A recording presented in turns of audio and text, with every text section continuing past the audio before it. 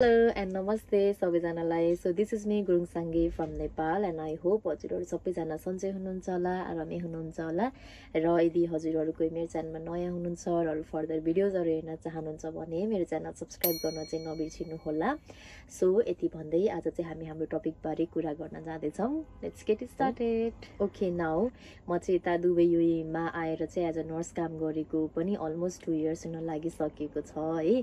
र मैले अहिलेसम्म आइपुग्दाखेरि चाहिँ मैले थाहा भएको कुराहरू हैन, यता कसरी आउने, के छ प्रोसेस, एभ्रिथिङ, तपाईहरुलाई चाहिने डकुमेन्टहरू, डाटा फ्लो कसरी गर्ने, एभ्रिथिङ मैले थाहा भएको कुराहरू चाहिँ हजुरहरुलाई सजिलो होस् भनेर चाहिँ मैले जानेको बुझेको अनुसारले चाहिँ हजुरहरुलाई शेयर गर्दै आइरहेको छु. र आज पनि म तपाईहरुलाई चाहिँ मेरो त्यही नर्सिङ रिलेटेड हजुरहरुलाई के हेल्प होस् भनेर चाहिँ म त्यही रिलेटेड चाहिँ भिडियो बनाउँदै छु. सो आज चाहिँ म तपाईहरुलाई चाहिँ हामीले यता दुबई युएमा चाहिँ एज अ नर्स काम गर्नुभन्दा अगाडि चाहिँ तपाईले एलिजिबिलिटी लेटर लिनुपर्छ भन्ने कुरा त तपाईहरुलाई थाहा छँदैछ हैन. र त्यो बाहेक पनि के त हामीले एउटा छुटाउनै नहुने एउटा सर्टिफिकेट भनेको चाहिँ बेसिक लाइफ सपोर्ट सर्टिफिकेट है. यो पनि के त तपाईहरुले नेपालबाट नै गरेर चाहिँ आउनु पर्ने हुन्छ. र अब मेरो कुरा गर्दाखेरि चाहिँ मैले नेपाल हुँदाखेरि चाहिँ मैले चाहिँ आफ्नो साथीको थ्रुबाट चाहिँ यो बेसिक लाइफ सपोर्टको चाहिँ अनलाइन थ्रुबाट सर्टिफिकेट लिन सकिन्छ भन्ने कुरा चाहिँ थाहा भएको थियो. र त्यो बेला चाहिँ यो कोर्स फ्री थियो भनौं न अनलाइनमा हैन. त्यही भएर मैले त्यो टाइममा चाहिँ मैले अनलाइनबाट नै बेसिक लाइफ सपोर्टको चाहिँ कोर्सहरू लिए अनि त्यहीबाट एक्जाम दिएर चाहिँ मैले सर्टिफिकेट पनि लिएको थिएँ त्यसरी.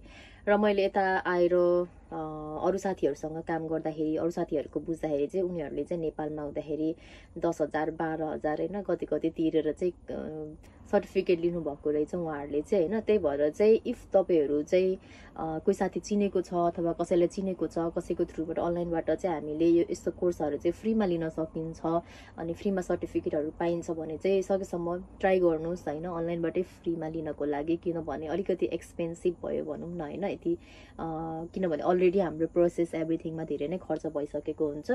सो सकेसम्म आफूलाई पनि सजिलो हुने चाहिँ गर्नु होला हैन.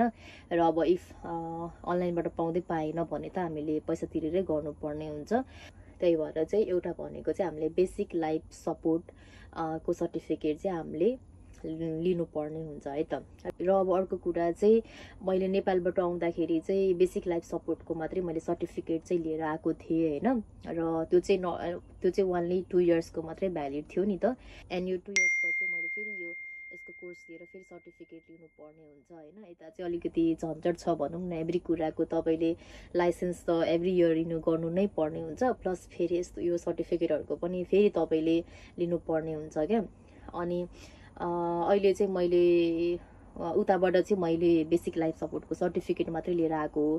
तर यता आइसकेपछि चाहिँ लास्ट टाइम भनौं न जस्ट आई थिंक 9 मन्थ्स अथवा 1 इयर अगाडिको चाहिँ 1 इयर अगाडि चाहिँ फेरि हाम्रो कम्पनीमा चाहिँ के भयो भन्दाखेरि अर्को एसीएलएस को पनि सर्टिफिकेट चाहिन्छ भनेर भन्नुभयो क्या. अनि त्यही भएर चाहिँ हामीले फेरि के त एडभान्स कार्डियोभास्कुलर लाइफ सपोर्टको पनि हामीले चाहिँ सर्टिफिकेट चाहिँ लिएको थियौं लास्ट इयर. र हाम्रो चाहिँ त्यो चाहिँ 3 इयर्सको भ्यालिड छ.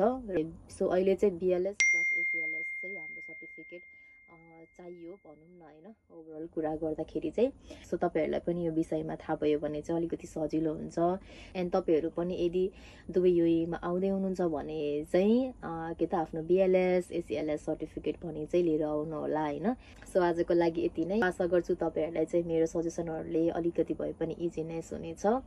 एन्ड यति भन्दै आजको भिडियो चाहिँ म एन्ड गर्न चाहन्छु. And if you like my video please don't forget to like, comment, share with your friends and don't forget to subscribe also.